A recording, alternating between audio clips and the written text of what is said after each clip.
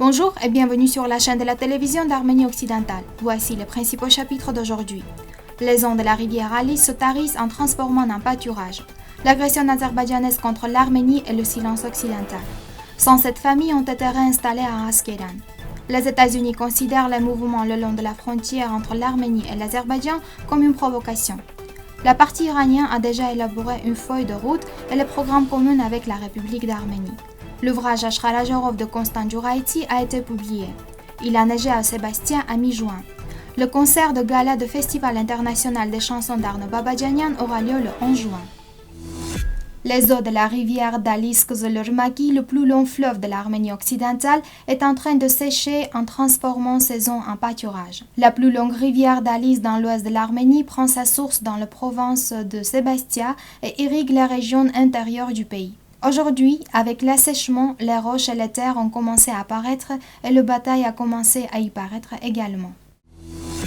En septembre 2020, avec le soutien de la Turquie et des mercenaires islamistes syriens et du Pakistan, l'Azerbaïdjan a déclaré une violente offensive contre la République autoproclamée de l'Artsakh afin de conquérir les territoires aux mains des Arméniens depuis 1994. Ce conflit a fait 6000 morts, majoritairement arméniens, et s'est soldé par une défaite arménienne. Erevan et Stepanakert ayant largement négligé leur défense depuis plusieurs années face à Bakou qui a largement utilisé ses recettes pétrolières pour renforcer son armée et son arsenal. De plus, près de 200 personnes de guerre arméniennes sont détenues arbitrairement en Azerbaïdjan dans des conditions insoutenables indignes de la Convention de Genève.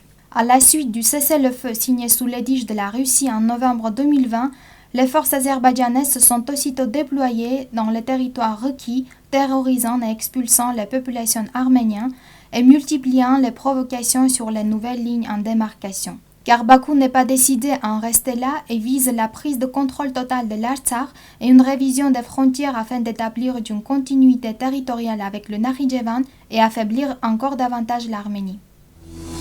Le maire d'Askeran, Haik Shahinian, a déclaré lors d'une conversation avec le correspondant d'Artsakh Press que 107 familles ont été réinstallées à Askeran.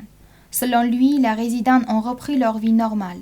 La ville a été endommagée par la guerre, mais les gens n'ont pas fui. 107 familles avec 438 personnes ont été réinstallées à Askeran après la guerre. Sept autres maisons seront rénovées pour donner des personnes déplacées. Chamirian a noté que l'occupation principale des villageois est le jardinage et la culture de légumes. Comme le rapporte Armen Press, les États-Unis sont très préoccupés par le récent développement le long de la frontière internationale entre l'Arménie et l'Azerbaïdjan, y compris la capture de 6 soldats arméniens par les forces azerbaïdjanaises et la mort récente de 2 journalistes dans un incident de mine terrestre, a déclaré le secrétaire d'État américain, adjoint par intérim aux affaires européennes et eurasiennes, Philippe Ricker, lors d'un briefing à Bakou.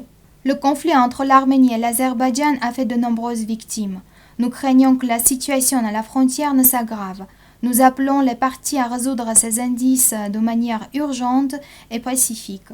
Les États-Unis considèrent que tout mouvement sur la frontière internationale délimitée entre l'Arménie et l'Azerbaïdjan est provocateur et inutile.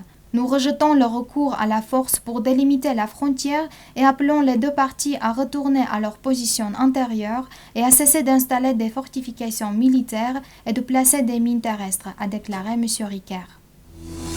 Le ministre de l'économie par intérim Vahan Keropian a reçu l'ambassadeur extraordinaire et plénipotentiaire de la République islamique d'Iran, Abbas Badakhshan Zohuri, le 9 juin.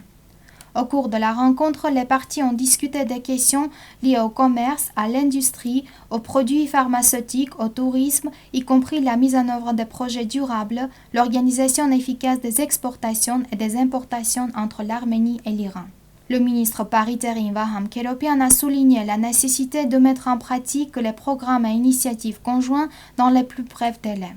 En réponse, l'ambassadeur a informé que la partie iranienne a déjà élaboré une feuille de route et un calendrier pour la mise en œuvre des programmes communs dans lesquels les priorités des programmes ont été définies. Abbas Badakhshan Zohuri a informé que les entreprises de construction iraniennes sont intéressées à participer au programme de construction et de restauration. Le livre présente la recherche scientifique du texte original du manuel de commerce intitulé Ashkhalajorov, de l'enseignant de l'école du monastère d'Amenaperkij de la Nouvelle Jolfa, marchand Constant Djouraïti. L'ouvrage est adressé aux marchands arméniens et est écrite comme une géographie économique du monde, une encyclopédie arménienne unique qui contient des informations commerciales exclusives sur tous les pays et villes de l'Europe, d'Asie et d'Afrique qui ont été unis par le réseau commercial arménien de la Nouvelle Julfa. L'ouvrage a été publié en tant que 4e volume de la série Documents d'histoire économique du Matena Daran. Le livre a été publié avec la diligence de Serkis Baldarian, le chercheur de Matena Daran, candidat en sciences historiques. L'éditeur est Vahan Ter-Revondian, candidat en sciences historiques. La recherche a été soutenue par la diocèse arménienne d'Ispahan et publiée en parrainage du Mohamed Maki. La neige tombée à la mi-juin dans la région de Kurin de la province de Sébastien en Arménie occidentale a surpris les habitants. La température à Sébastien est inférieure à la norme et c'est un événement sans précédent pour la région. La température a atteint 3 degrés et la pluie dans les hauts plateaux s'est transformée en neige. En raison de la neige, les collines environnantes ont blanchi. Avec le soutien du ministère de l'Éducation, des Sciences, de la Culture et des Sports de la République d'Arménie, le Collège d'État de musique et de pédagogie d'Erevan nommé d'après Arno Babadjanian et l'organisation publique culturelle Kamerton ont organisé un concours festival en ligne des chansons d'Arno Babadjanian dédiées au 100e anniversaire du compositeur. Comme le rapporte Armen Press, le ministère de l'Éducation informe que le concours de gala du Festival international des chansons d'Arno Babadjanian en ligne aura lieu le 11 juin à 19h dans la salle de concert Arno Babadjanian. Dans le cadre du concert de gala, les lauréats du concours festival vont se produire et une remise des prix aura lieu.